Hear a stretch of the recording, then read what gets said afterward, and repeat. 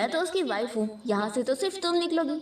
तो लिन शॉक होने लगती है कि सूजी को क्या हो गया है। ये तो बहुत ही बुद्धू थी जो कि मेरी सारी बातें सुनती थी। ये सोचती है कि मैं अपना प्लान से खराब नहीं होने दूंगी। फिर ये सूजी को मनाने लगती है कि सिस्टर, मैं यहाँ पर तुम्हारा साथ देने आई थी, तुम मुझे घर से कैसे निकाल रही हो। सूजी नहीं मान रही होती है तो ये कहती है कि तुम्हें मुझे यहाँ से निकालने के लिए कोई रीजन तो देना चाहिए। सूजी कहती है कि रीजन चाहिए तो फिर ठीक है, जब शियन यहाँ पर आएगा ना तो खुद ही उससे पूछ लेना। तो फिर डर जाती है, कहती है कि नहीं, इसकी जरूरत नहीं है। और फिर लिन एक्टिंग करते हुए कहती है कि ठीक है सिस्टर, मैं यहाँ से शिफ्ट हो जाऊंगी, लेकिन कम से कम हम आफ्टरनून में टी तो पी सकते हैं ना। और फिक्र मत करो, मैं अपने साथ जुन को भी लेकर आऊंगी और फिर तुम दोनों आराम से बातें करना। तो सूजी से हाँ बोल देती है और वो सोचती है कि वो अब इन दोनों को सबक सिखाएगी। फिर दूसरी तरफ हम देखते हैं शियन को जो कि अपने ऑफिस में काम कर रहा होता है। तभी इतने में से सूजी की कॉल आती है और वो इसे कहने लगती है कि क्या आज तुम डिनर पे आओगे।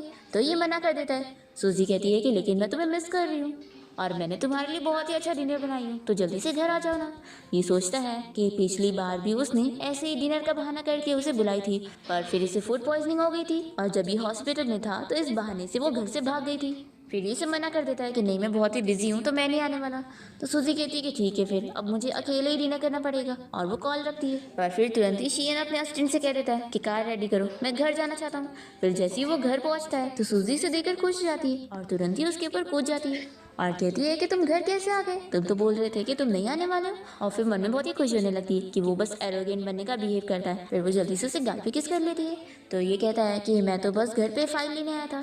तो ये कहती है कि फिर मेरे साथ डिनर करके भी जाना।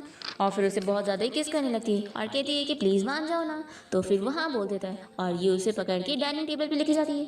फिर हाउसकीपर को भी सूजी काफ़ी बदली हुई लग रही होती है, इसलिए वो मेड को उस पर अच्छे से नज़र रखने के लिए बोल रहा होता है। फिर डिनर करने के बाद सूजी से मनाने लगती है कि तुम मुझे मेरी मर्जी से घर से आने जाने दो, तुम फिक्र मत करो, मैं इस बार कुछ भी गलत हरकत नहीं करने वाली हूँ। ये मन में सोचता है कि मैंने सही समझा था, इसकी ट्रिक थी मुझे यहाँ पर बुलाने की ताकि ये अपनी बातें मुझसे मनवा सके। फिर ये इसे मना करने लगता है तो सूजी इसे बार बार हस्बैंड बोलते हुए फिर से मनाने लगती है। तो ये कहता है कि अब तुम्हारा हस्बैंड बोलकर भी कोई काम नहीं होगा। तो सूजी गुस्सा होने का नाटक करती है। फिर वो सोचता है कि वो हमेशा ही ऐसे बिगड़ी हुई बच्ची बनने की एक्टिंग करती है, तो फिर ये मान जाता है। लेकिन ये अभी से कह देता है कि तुम अब चाहे जो कर लो, मैं नहीं मानने वाला। तो सूजी कहती है कि अच्छा, मैं चाहे जो कर लूँ और तुम नहीं मानोगे। फिर ये तुरंत ही उसे किस कर लेती है। तो यहाँ पर शियन तो शॉक है।